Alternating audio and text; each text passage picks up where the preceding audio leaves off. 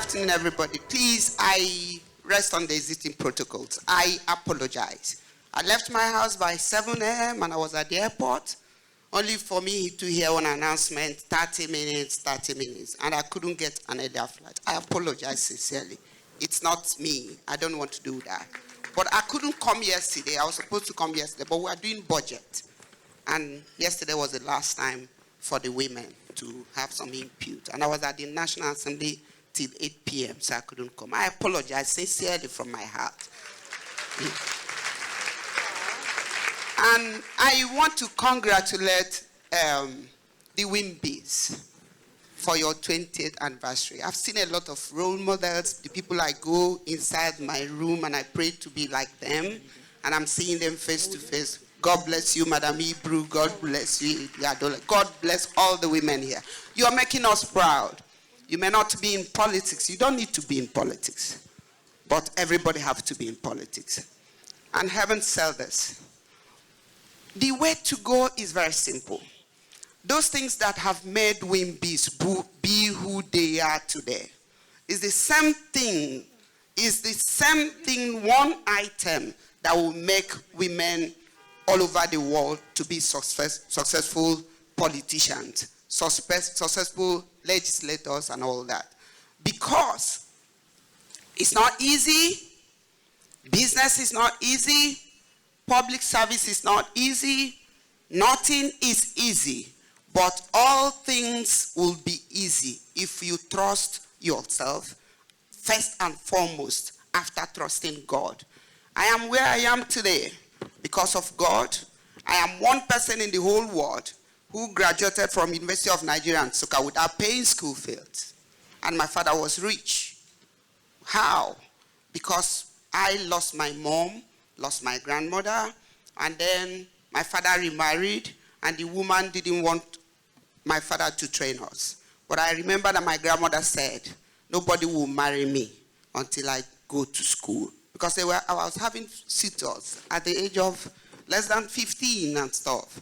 And so I graduated from University of Nigeria and Nsukka, not because that I choose to study, but opportunity made me not to study law, which was my first love. But as a member of parliament, I went back to school, I studied law, and now I'm a barrister. I wasn't satisfied. I still went back to school. I just graduated. I think I'm the newest PhD holder because I bagged my PhD last week, Friday.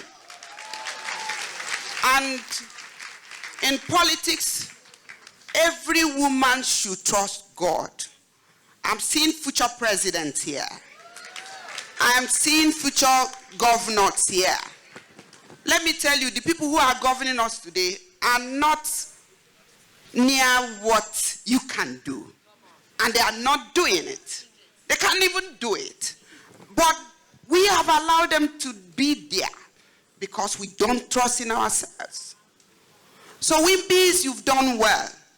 The A, B, C to Z of a politician who is going to make the next generation proud, who is going to build the president, who is going to be the governor, the speaker, deputy speaker, principal officers, and what have you are in this room. How do you do that? First and foremost, all of us, we are from one community. We are from one electoral ward. I don't think we are going to pass the electoral act that says, okay, you're going to be running as independent candidate. I don't think it's going to come soon. And so we must get our PVC registered to a political party that you know will win somehow in your area. Not really about their vision or anything, because there's no vision. All of them are the same. That's the truth. When I see people walk up to say, oh, party B is best, it's not true. It's the same person in party B that had moved to party A, is the one that is in party A that have moved to party Z. And so what's the thing? The only difference is on individuals. That when you get it, you make your difference. I do not know whether I'm making any difference, but the truth of the matter is that I know that these men won't let us. And so I came up with the women and we said, okay, we must sponsor and we must get speaker to co-sponsor that bill, that there must be special additional seats for women in parliament. And I said to them, we start talking to people. I went to Attorney General and I said, listen, this one more thing. We must stop this point of order every day in the House, where men will get up and say point of order, constitutional point of order. What are they saying? There shall be no discrimination, section 42. What's that? It's when they don't want to give you your due, they quote that constitution. So we must amend it. And we must have, anywhere you see he, there must be she. Since in our own country, they don't know that when you say he in a constitution, you are referring to everybody. In Nigeria, it has to be a boy, it has to be a man. So we are saying, okay, today in the Electoral Act, anywhere you see he / she, so that it comes to us to believe that it's not just the men. We are also, our life also matter. Our contribution also should matter. So basically, let us get our PVC. If the whole women go back and vote somebody, anybody they vote is the person that will be president. Everybody's watching INEC. Me, I'm watching INEC. You should watch INEC. All of us should watch INEC so that whoever wins, let them announce. But if you don't vote, somebody is buying up your vote. Let me remind you, as we speak, they have numbers of how many millions of Nigerians that we have. And so if you don't get that PVC, somehow, those numbers will be filled. Hello? So take your space, get your PVC, find a political party. You can move in your own force. You can also decide to form the policies of that political party because you're a WIMBIS member, because you have what it takes, because you've got a lot of guts, and you have a lot of confidence and you're competent. Nobody can tell you you're not qualified because you are overqualified.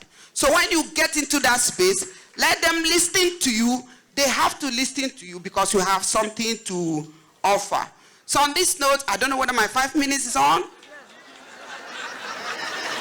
It's on.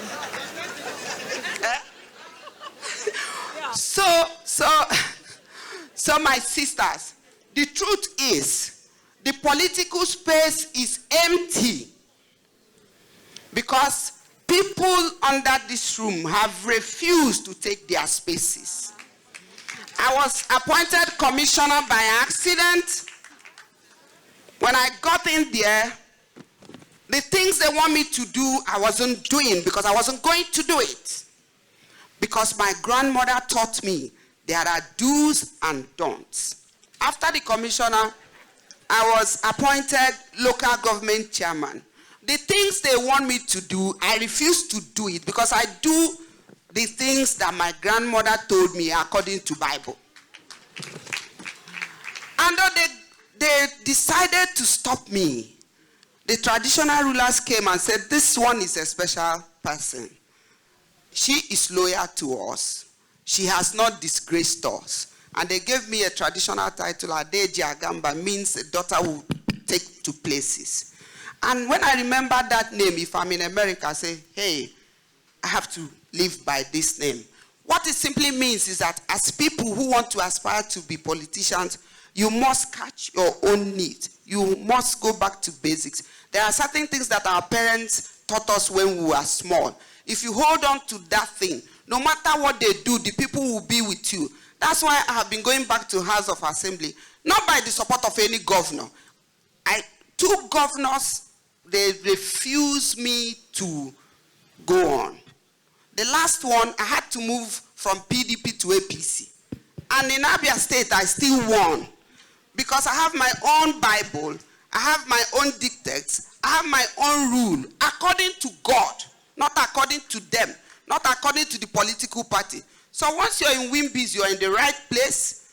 do the things that you're learning here, transfer it to political space, and you become whatever you want to be, because it's about integrity, it's about trust for God, it's about who you are, it's about your conviction, it's about your faith, and it's about, I will not let God go until he gives me my position. Thank you.